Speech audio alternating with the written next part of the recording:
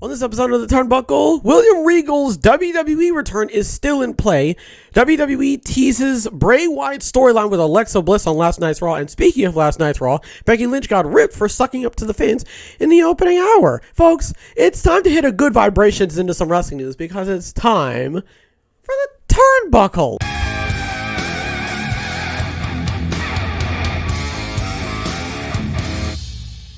Well, speaking on Wrestling Observer Radio, Dave Meltzer went into detail regarding William Regal's contract. Meltzer noted that Regal's WWE return is still in play despite his 3-year contract. William Regal, when he signed, which was only in April or May, said that he signed for 3 years. Now, something is going on, but I'm not sure of all the details. Actually, I've been told a lot of stuff, but most of it was off the record. But the basic gist of the situation is I don't know what he's doing as far as if he's going to WWE or if he's staying with AEW. But I do know that it's something that's in play, but he said his contract is 3 years, so in theory, that would tell you that he couldn't do anything up until April 2025. So that's basically what I know, what I can say, put it that way. So Dave is pretty much saying, I don't really know, to be honest. It's really, it's up in the air at this point.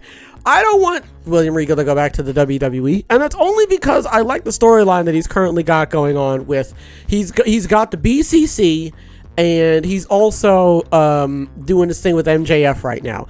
And he's really involved in a pretty,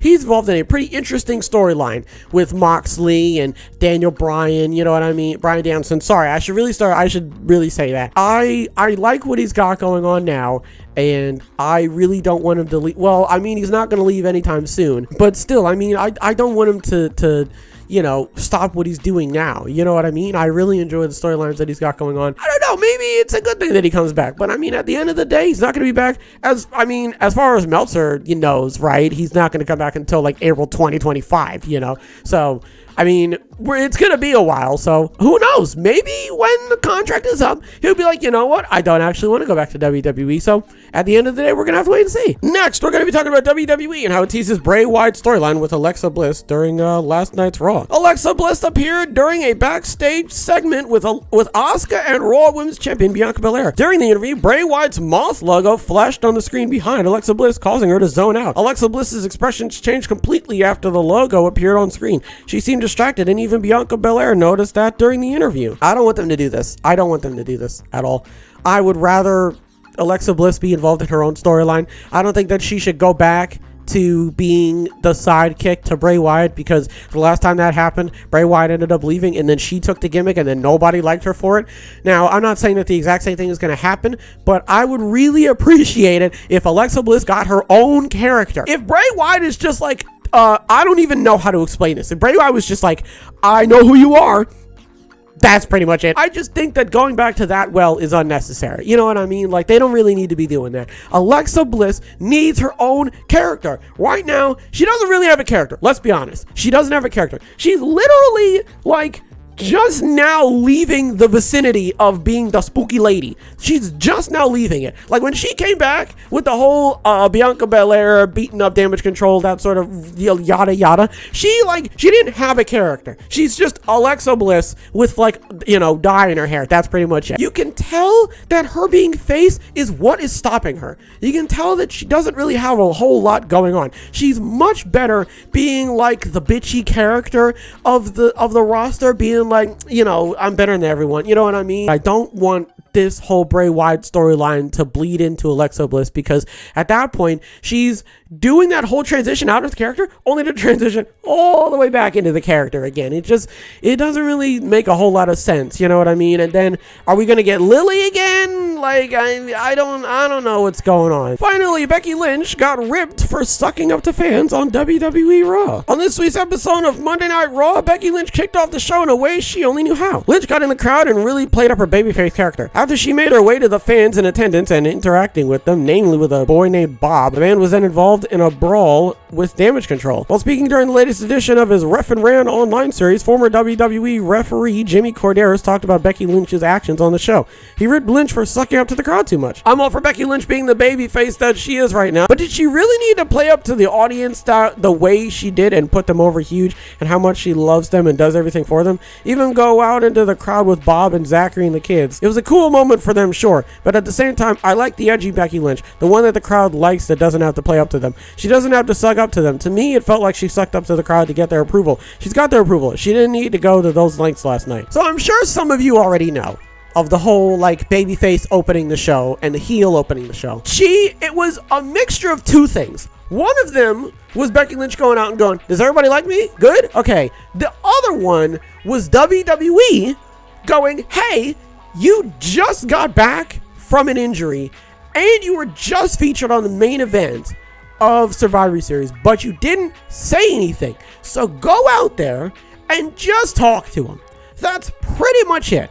It's the same thing that Roman did. It's the same thing Seth Rollins did. It's the same thing Drew McIntyre did. It's just the same exact thing. You're going out there, you're yucking it up to the crowd. You're going, I'm a face, and everyone goes, you are amazing. And then you go, literally, Drew McIntyre did I vividly remember Drew McIntyre doing the exact same thing. Drew McIntyre would come out and go, how's everybody doing tonight? Everybody go, we're doing actually pretty good. And then Drew McIntyre would go, hey, there's a match going on. Like, Drew, you don't need to advertise a match. It's going to happen. They advertise it for us. I don't know. She didn't have to go in the crowd, which was dumb. But considering what happened next, because you know the crowd eats it up when they fight in the crowd. You know they eat that up, okay? And also they eat it up when they're like fight.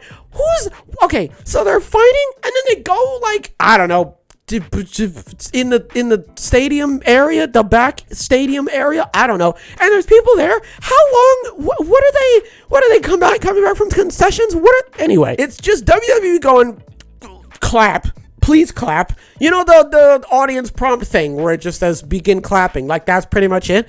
That's literally all she was there for. I don't know why they did that to her. You could just have her come out and like cut a promo and be like, Bayley sure is a big butt. She's a big butthead. And everyone would be like, yeah, she is, because we don't like her. And then Bayley could come out and be like, fuck you. But whether she's heel, whether she's face, they're going to cheer for her, especially when she was heel and she tried to get the heel heat and it didn't work because they just love her too much. That's pretty much it. That is literally the only reason why she was out there.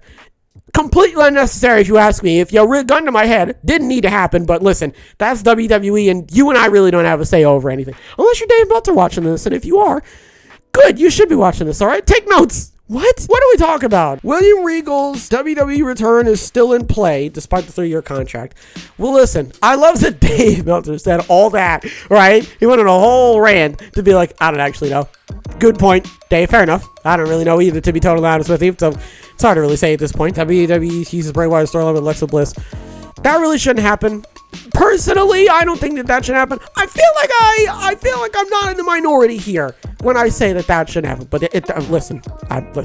And Becky Lynch got ripped for sucking up to the fans. She wasn't sucking up to them. She was, yes, but like I don't know how to explain it. It's not sucking up. It's her going out there and being like, I don't know. It's just her going out there and being like, cheer. Like, that's it. That's all she did. She went out there and everyone went, oh, cool, it's Becky Lynch. And Becky Lynch, it sure is me, ain't it? Man, hot damn, I sure am the man. And everyone, oh my God, you are. That's crazy. Like, that is literally it. There's no underlying thing. WWE just literally smacked her in the middle of the ring and went, there you go, cheer.